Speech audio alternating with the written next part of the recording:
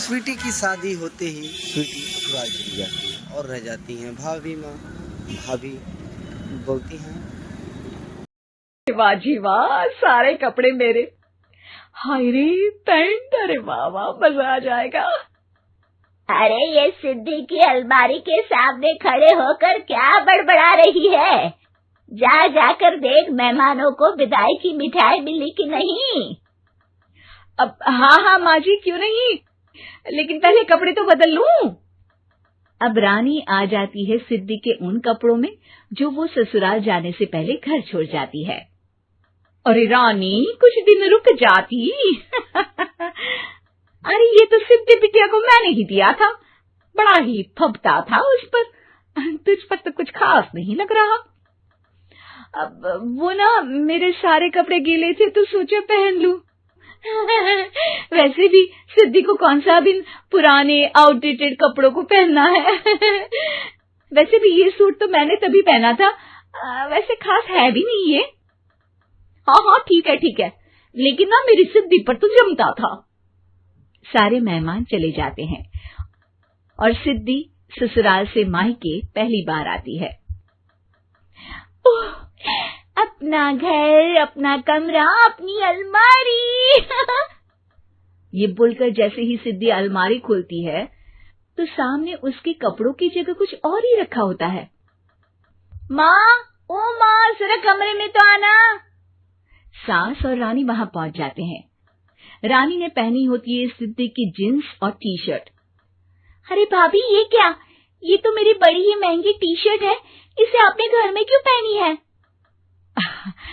अरे बहुत मिलती है दीदी ये चौक की मार्केट में, 150 में। ओ भाभी प्लीज, ये एरोपोस्टल है, 2000 की एक टी शर्ट। ओह, 2000 में तो दीदी 4 साड़ी आ जाए। अब क्या बोलूं? भाभी, ये मेरी अलमारी में छोटू के कपड़े, तो मेरे कपड़े कहाँ हैं? मेरी अलमारी में? अब दीदी आपको कौन से पुराने कपड़े पहनने थे? माना भाभी, लेकिन मैं जब घर आती तो यही सब पहनती ना। अरे तुम तो बड़ी कंजूस हो दीदी। खैर, वक्त आता है जब सिद्धि ससुराल के लिए रवाना हो रही होती है। अरे रानी, अंदर से सिद्धि का गिफ्ट ले आ, लड़की पहली बार ससुराल से मायके आई है। रानी अंदर जाती है और एक सिंपल सी साड़ी लेकर बाहर आ जाती है। ये लीजिए माँ जी। सास बेटी को गिफ्ट देकर ससुराल भेजती है। अगले दिन रानी एक सुंदर सी साड़ी पहनकर सामने आती है। अरे रानी, ये तो वो साड़ी है जो मैंने सिद्धि को देने के लिए दी थी जब वो ससुराल ले जाती, लेकिन ये तूने कैसे पहन ली?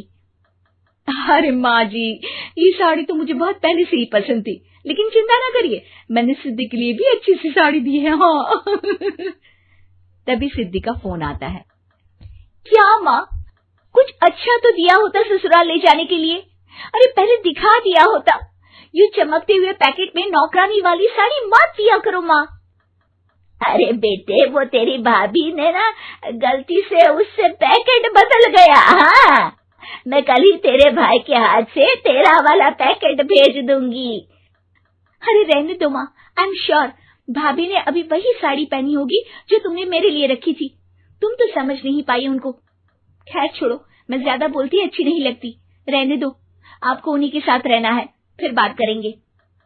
सास को रानी पर गुस्सा आ जाता है। वो उसके कमरे में जाती है जहाँ वो शादी का एल्बम देख रही होती है।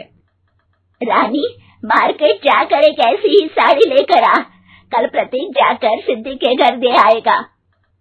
अरे क्यों माँ जी, कितनी साड़ी देनी है दीदी को? यहाँ कोई सेल लगी है क्या? अरे चुप कर, मेरे बेटी के हिस्से की साड़ी खुद पहन ली, अब ज्यादा ज्ञान बांट रही है। एक दिन सिद्धि का फोन आता है। माँ, मेरी सास ने आप सबको खाने पर बुलाया है। सारे लोग सिद्धि के ससुराल पहुँचते हैं। खाना खाकर वो लोग निकल रहे होते हैं कि सिद्धि की सास सभी को गिफ्ट देती है। अरे बहन जी, बेटी के घर का खाना खा लिया, यही बहुत है, जो आप ऊपर से गिफ्ट भी दे रही है। अरे बहन जी, आप भी कहाँ इन बातों पर विश्वास कर रही हैं। सास सभी को गिफ्ट देती है, लेकिन रानी को जो साड़ी देती है वो अजीब सी हरे रंग की लाल रंग के बड़ी छाप वाली होती है। अरे छी, ये कौन पहनेगा? सासू माँ को तो जरी वाली इतनी सुंदर, और मेरे लिए ये नौकरानी वाली।